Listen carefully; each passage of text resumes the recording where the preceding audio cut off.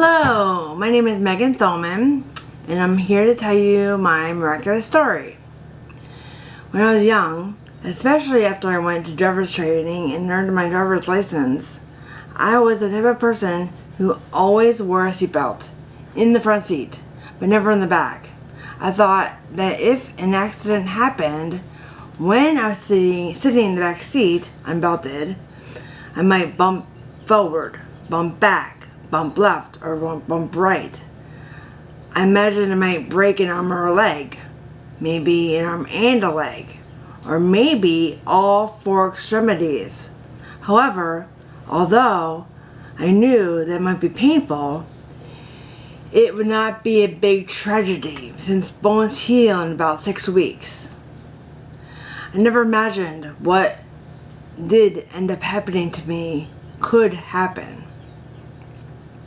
Just a week and a half after my senior year of high school started, on Friday, September 13th, 1991, I suffered a severe closed head injury.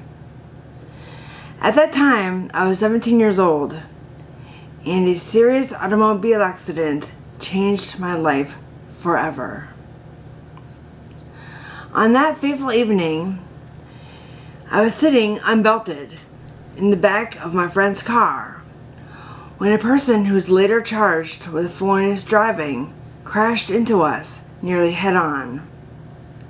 I immediately became airborne, flying headfirst up and over the front seat and breaking my femur bone, my thigh bone, on the back seat of the car, in the car.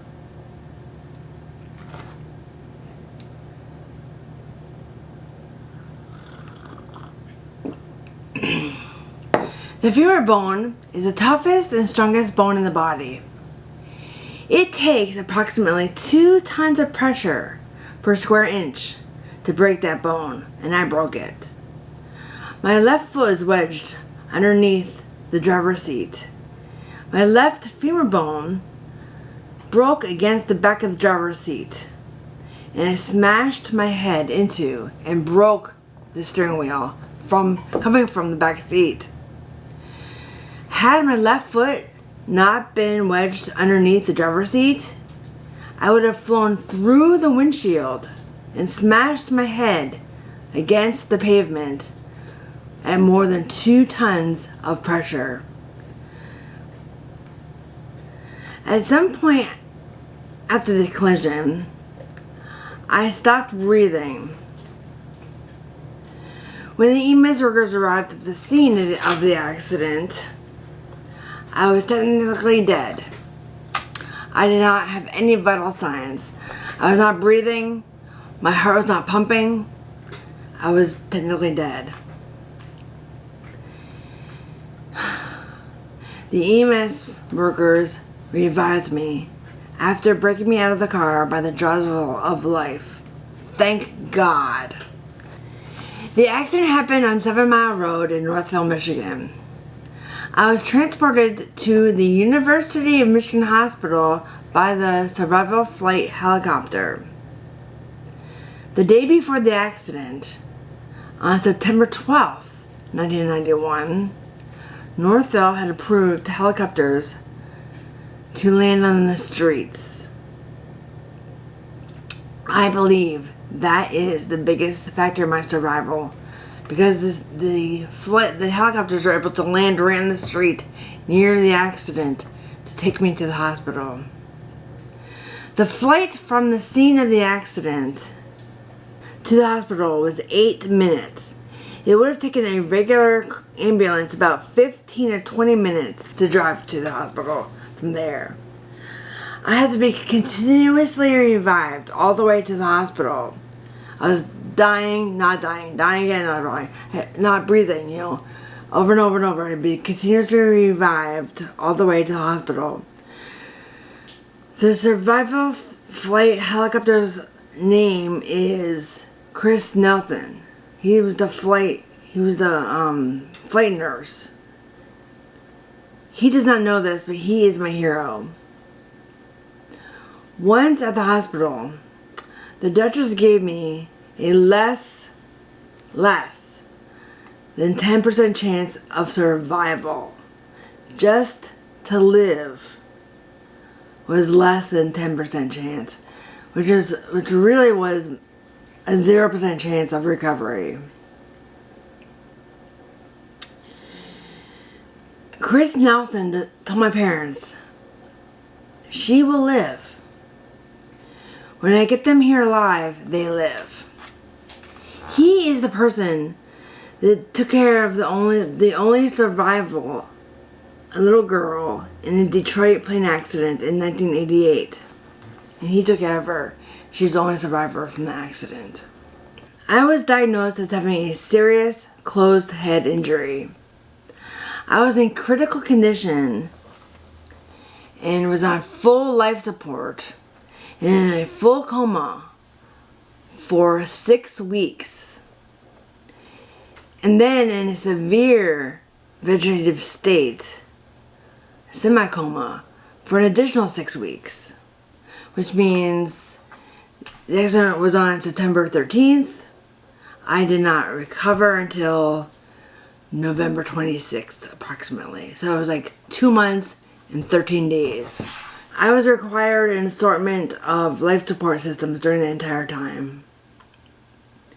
My parents were told I might not ever walk again, talk again, eat, or recognize them ever again. They said that I would never be the same as I had been before the accident. But by the grace of God, I am here.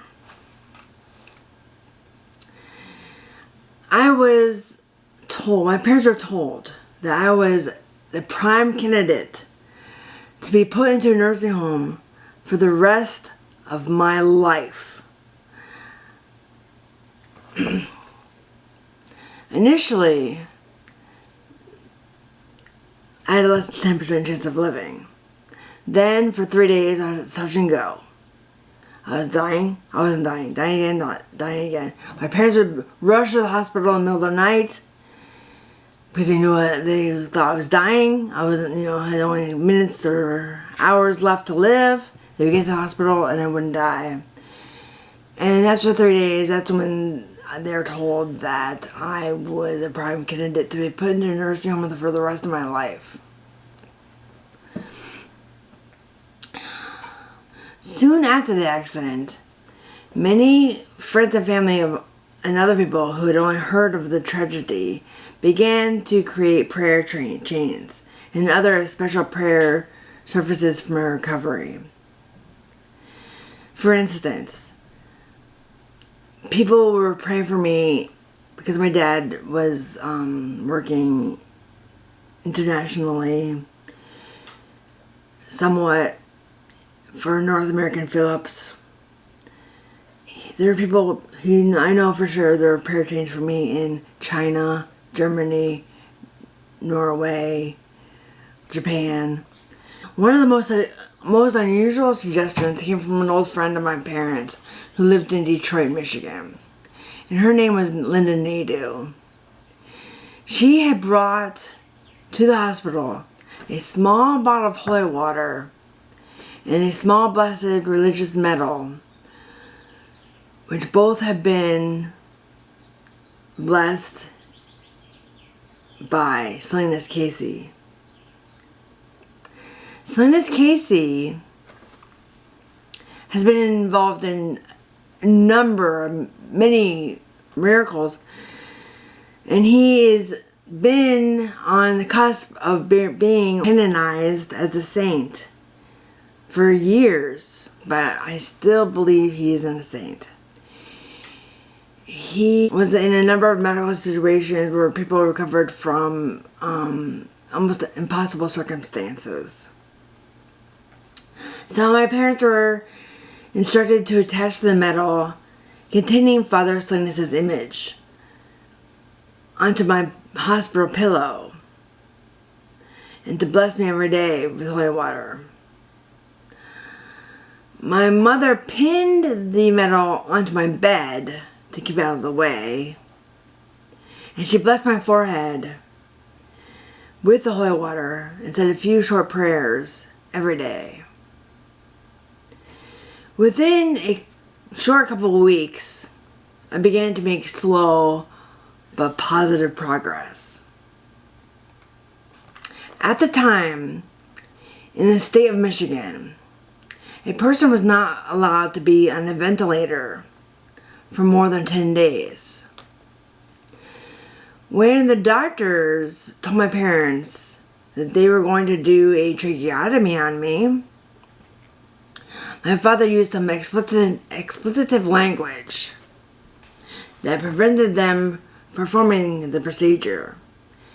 Now, you have to understand, in that type of situation,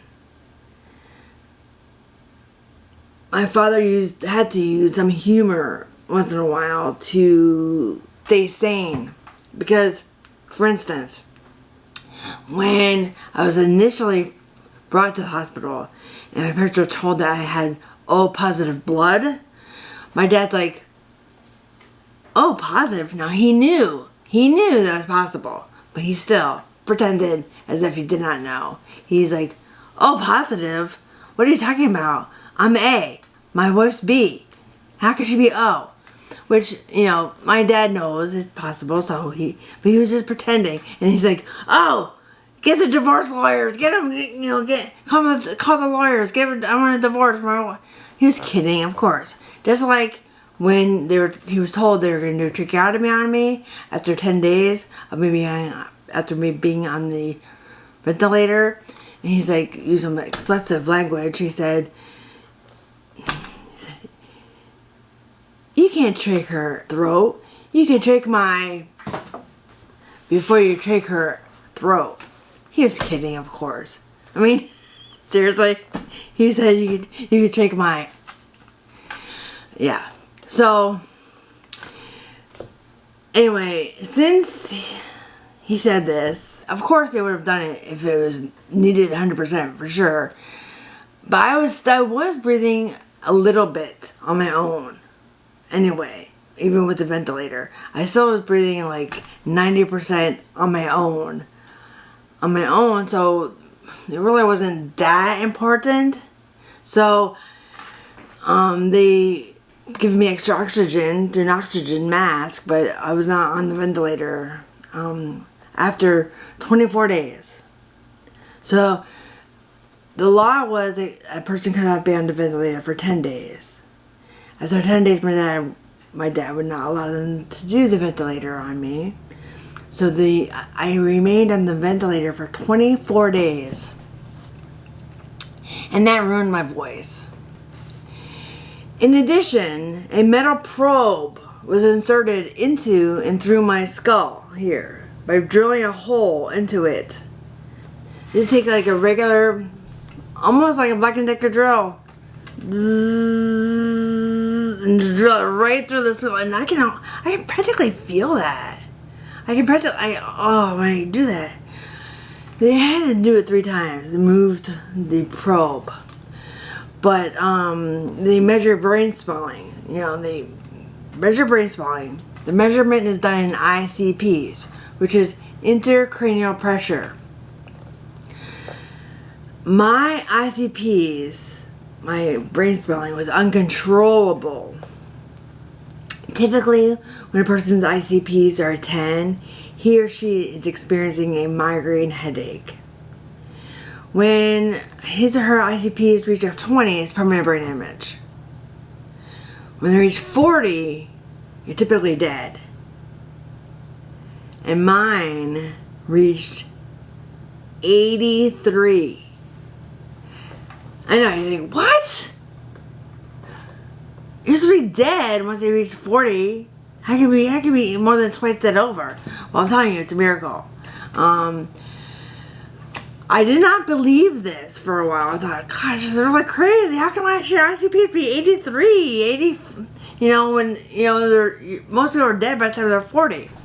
So when my mom passed away in 2018, my original neurosurgeon from the University of Michigan Hospital, who actually now lives in North Carolina.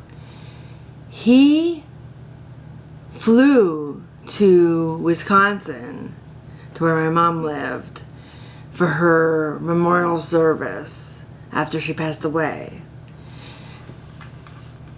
And he sat at my table with me for dinner. And I said to him, how is that possible? My ICPs were so high. I mean, explain to me. And he says, there's no explanation. They were that high. And yes, he has had one other patient in his approximately 40 years as being a neurosurgeon, where another patient did have high ICPs also and recovered relatively well. Now, his ICPs were 75 and he recovered like half as far as I've recovered. Now, I'm not 100%. You can probably hear my speech. I have a speech impediment because of the head injury. It's a complete and total miracle. I'm not kidding you. There is nothing in any medical books, even today, that can explain how a person who's injured, even half as far as I was injured, can recover even half as far as I've recovered. I'm not kidding you.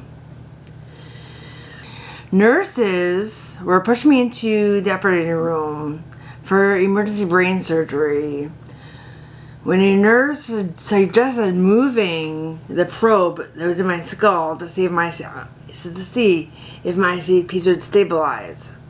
And the doctors had to drill a second hole into my head and move the probe. This is a true story. My parents and my boyfriend at the time, I had a high school boyfriend. My parents and my boyfriend wrote a prayer and left it in the chapel of the hospital near the Blessed Virgin Mary's statue, along with all kinds of other prayers that other people left for their loved ones. So we put the note in a chalice type of thing, and with all the other notes. So there's no way a person could get near the Mary. The next day, they returned to the chapel and they were looking for their note, because all the other notes that were there the previous day were still there. But they could not believe what they saw. All the same prayers that were in the chapel the previous day were still there, except for the one they had written for me. This is a true story. They looked everywhere for it until they realized where it was. It was at the statue near the feet of the Blessed Virgin Mary. Somehow, my parents' prayer for me went from that chalice bowl. Somehow it got to her. It got to her feet. Somehow. I believe that means that the Blessed Virgin Mary was watching over me.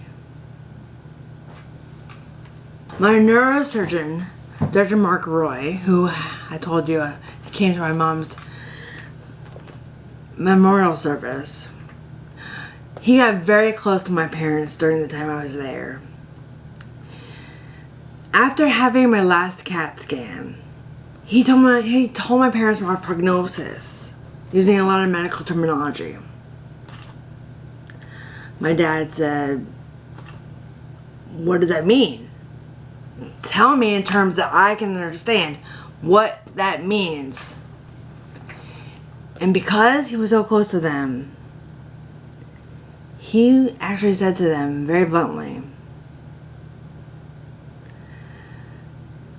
she's no smarter than a dog or a cat. Now this was about a week before I started doing stuff and I started regaining my memory again. So Thanksgiving was approximately 1 week later.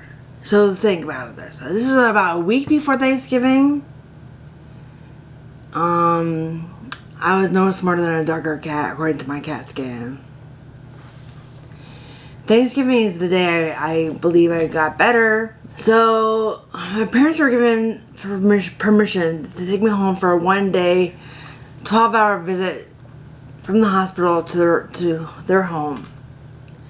And they could take me every day for the Thursday, Friday, Saturday, Sunday. Take me home, bring me back home every day. And that is when I suddenly started talking and informing people when I needed to go to the bathroom. And you think, well, I wasn't able to get up and walk to the bathroom. I was in a diaper. You think, gosh, you're 17 years old. I was in a diaper, you know. It's kind of embarrassing, but if you think about it, what else are you going to do? I started talking and informing people when I needed to be taken to the bathroom. So yeah, they would pick me up and carry me to the bathroom and put me on the toilet. I mean, I could not walk. I had a broken leg. My femur bone was still broken. Even though I had my external fixation device on the side of my leg to heal that bone, I still wasn't able to walk. So that is the day I truly believe I started to fully comprehend what had happened to me over 2.5 months before. On that day, I can seriously remember them telling me it was Thanksgiving. And I was like, it's not Thanksgiving. School just started last week. And they're like, no, Megan, it's Thanksgiving. I'm like, no. This is all a dream. I thought I was dreaming. Any memory I had some blips of memory before that time in the hospital. I thought it was a nightmare. I thought I had done some weird psychedelic drug, and I was being punished by God.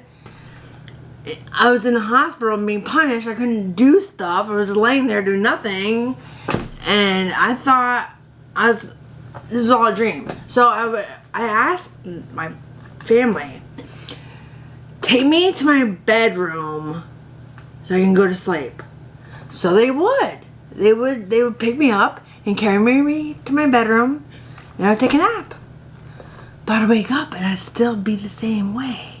I couldn't understand what was going on. I'm like, what the heck? You know, like, this is all a dream. This isn't real. I mean, before the accident, I was like, I was normal. You know, I could do everything everyone else could do, and why was I all of a sudden like this? You know, what the heck is going on? I called my friend on the phone, like, Jessica, what day is it? And she told me Thanksgiving. I hung up the phone on her. My parents were telling me TV Guide, newspapers, magazines. You know, look, Megan, it's November. It's Thanksgiving. I'm like, no. So then when I finally believed it was Thanksgiving, I seriously put my hands together and I prayed. Please, God, don't let this be real. Please, God, I don't want to be different than everybody else. I don't want to be different. I want to be the same. Please, don't let this be real. But it was real, and there was nothing I could do about it. I was real, and I was disabled. So after the 4-day weekend, my dad went to my neurosurgeon and asked him, please, do another CAT scan on her. My father wanted to know what was happening inside of my head that was enabling me to do almost everything that he was told that I might not be able to do ever again. And Dr. Mark Roy refused to do another CAT scan on me. Even after all my father's pleading, he refused another CAT scan. In response to my father's pleading, Dr. Roy said, "Why should I do another one? Just look at her. There is no explanation. Just accept that she is a miracle." There is no information in any medical books, even today, that can explain how a person who was injured even half as badly as I was injured could recover even half as far as I have recovered. I do not remember anything about the accident. My last memory before the accident was approximately probably half an hour beforehand. And I was in my car. I was driving my car and I was driving another person home from a Victorian festival that we had every year. And I did volunteer work for the for our choir, because I was in choir. I had a beautiful voice. I was in varsity choir for 4 years. And the choir had a stand at the Victorian Festival selling chili. And I did that. I volunteered to sell chili for the choir in the Victorian Festival. And another girl asked for a ride home. And I'm like, sure. So I drove her home. And I drove a stick shift at the time. I drove her home. I remember backing out of her driveway after dropping her off, putting the car in reverse gear. It's the last memory I have. Is I was driving my car. Me putting the car in the first gear. That's the last thing I can remember. Apparently, after that, I drove down the road, met up with another friend, then got into her car, Gina Signorelli, and about 2 miles down the road, that's when the accident happened. I don't remember anything about the accident. Everything I know about the accident and my initial time in the hospital is what I've been told by other people. I do not remember being in the car that I was in when the accident occurred. My family was told I may never remember the accident, even 10 or 15 years down the road, which now it's almost 35. It was that terribly bad that if I ever remembered it, they told my parents that I would go literally insane. Because I was in that much pain.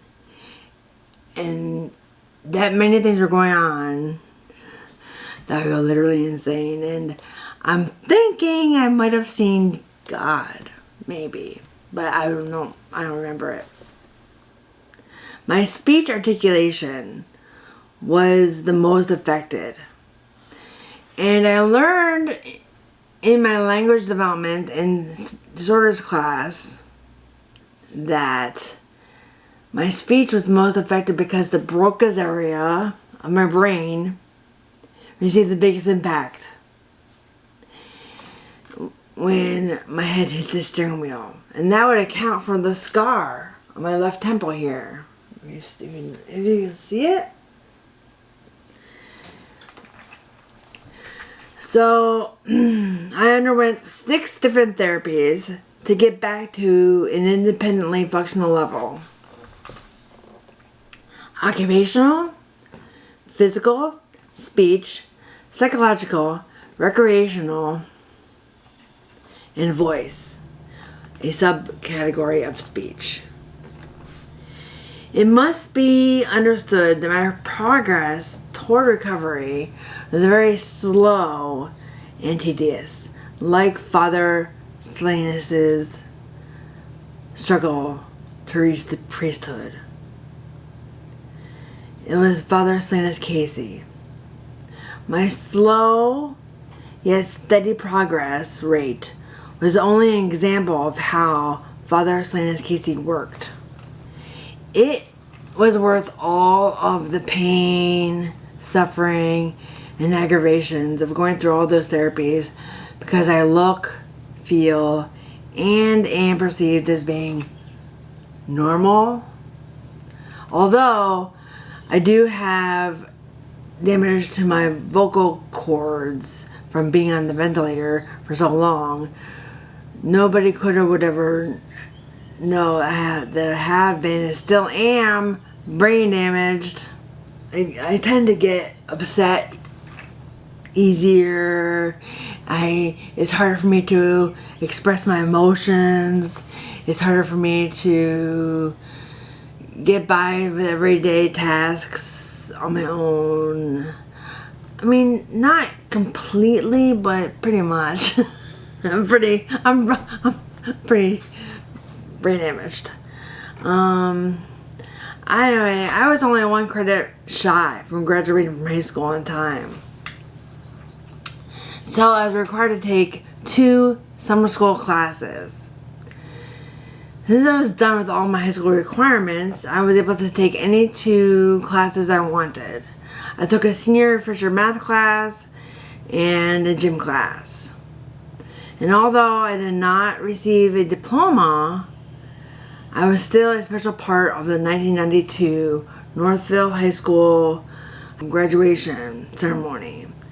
I was awarded 2 honors, and in 1992 was the first year to offer one of the honors.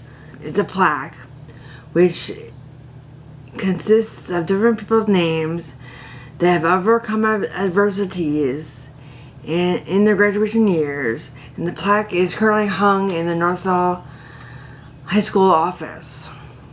The other was a plaque which is currently hung in my home, and it says, "Presented to Megan Kathleen Kearney," which that was my maiden name. Megan Kathleen Kearney, in recognition of your courageous struggle, overcoming extraordinary obstacles to be back with your family and classmates. Northville Public Schools, June 12th, 1992. Before the accident, I had no intention of ever going to college. Actually, I hated school. I took the most basic courses required just so I could graduate. I did the least amount of work needed to pass most of my classes, even if it meant getting a D on my report card. The doctors at the hospital told my parents that I would never be the same after the accident as I was before, and they were right. I'm not the same. I love school, I enjoy learning, and love to be challenged. I am a totally different person since the accident. I was very athletic before the accident. I played almost every sport that was available. I was in track, basketball, baseball, softball, soccer, karate, gymnastics, and more. I was very coordinated. Also, I loved to sing. I had a very nice voice before the ventilator damaged my vocal cords. I was in choir every year, and I would have at least one solo part in every concert. So I was in the varsity choir every year, all 4 years of high school, and I would have at least one solo part in every concert. Now, I am not coordinated. I cannot sing. I sound like I'm tone deaf.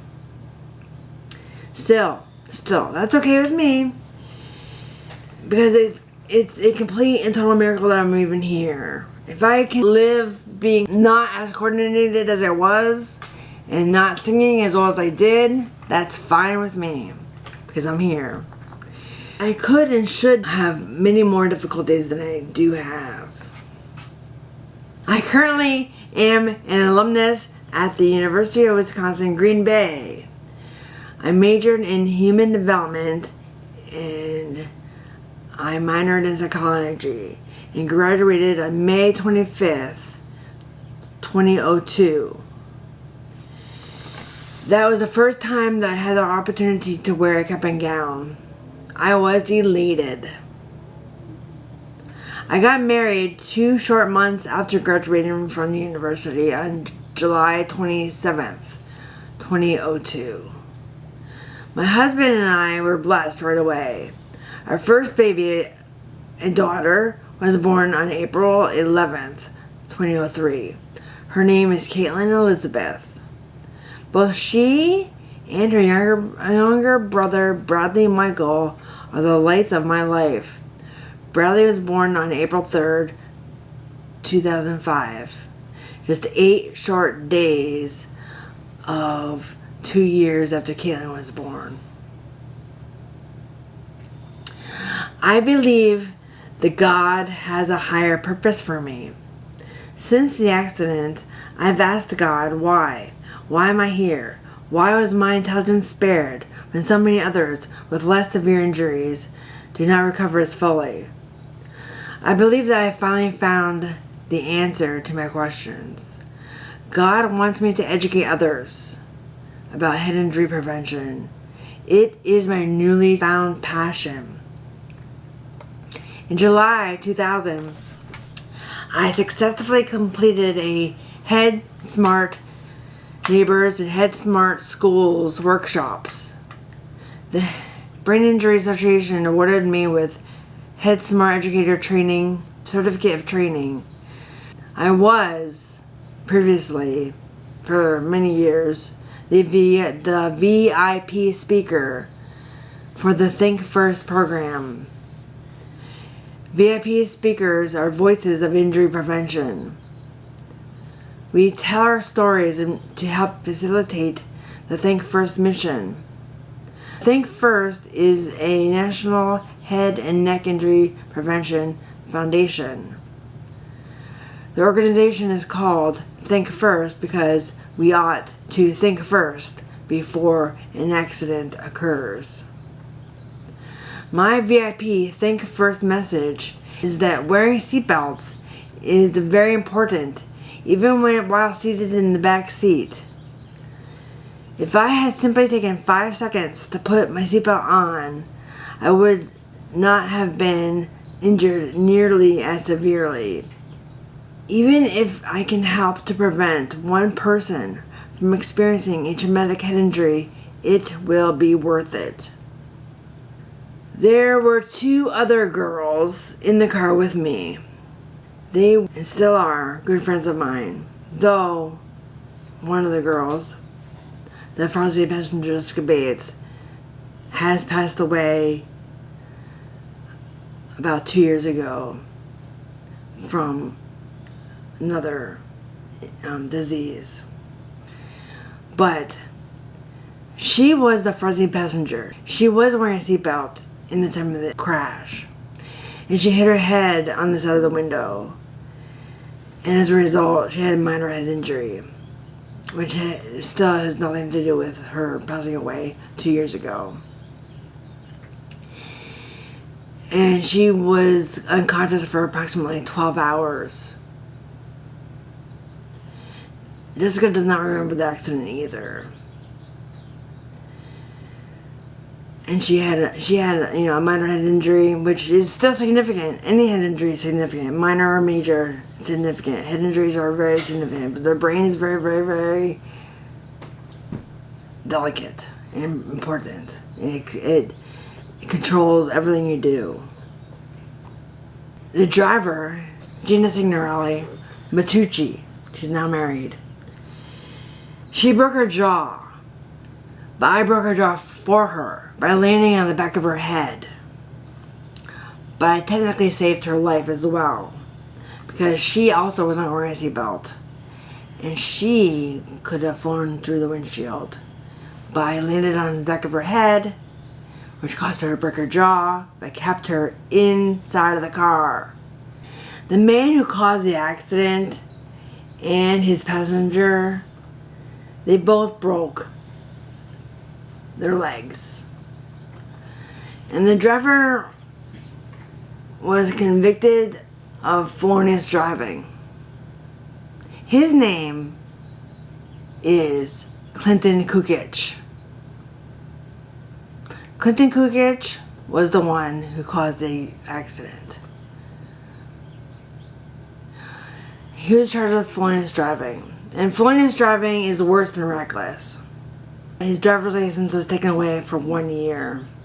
Yet, he was I've been told, people saw him driving around anyway. If he had been drinking alcohol at the time of the accident, his sentence would have been much more severe. But my story does not end there. I have many, many, many other miracles in my life that have happened.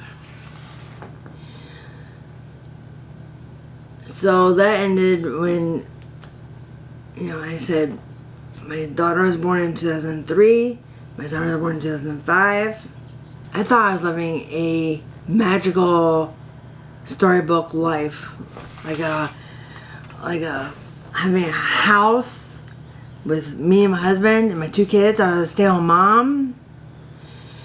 I thought I was living a wonderful life, and it was funny is I was a stay-at-home mom with my kids always when they were small, when they were babies. And what's really miraculous about that is that my parents were told that I would never be able to take care of myself for the rest of my life. Yet, I took care of 2 other people when they were babies. I mean, and now my kids are adults, I am a nanny. And I still continue to take care of other people. It's really crazy. Anyway, on May 2nd, 2014, my then husband filed before even telling me he wanted the divorce. On May 6th, 2014, I was told by my gynecologist that now that I was 40, I might as well have my first ever baseline mammogram. And then I found out on May 22nd that I had cancer. And I had a bilateral mastectomy. And what was really amazing is all of my cancer cells that the mammogram showed were all in my right breast. And they were all in my milk ducts. So there was no way for me to get a lumpectomy because there was no lump. And the only choices I had was either mastectomy, which chop your boobs off, like one side off, or go through months and months and months of chemotherapy and radiation, which months and months and months of chemotherapy and radiation would have been tons of, would have been sick. I opted to go and have a bilateral mastectomy. I had both off, so that way there's no chance of anything coming down the other side either. But at the time, initially I was told my stage was either going to be 0 or 1, and they weren't sure whether it was going to be 0 or 1 until after I had my mastectomy, and they could check my lymph nodes. So I still wasn't sure how bad my cancer was, and I found out in the beginning of July. They found no cancer in my lymph nodes. My material was nothing. But then they sent it over to the Cleveland Clinic, nothing. Sent it over to the Mayo Clinic, nothing. And there's three places that nothing, and they said, okay, you're cancer free.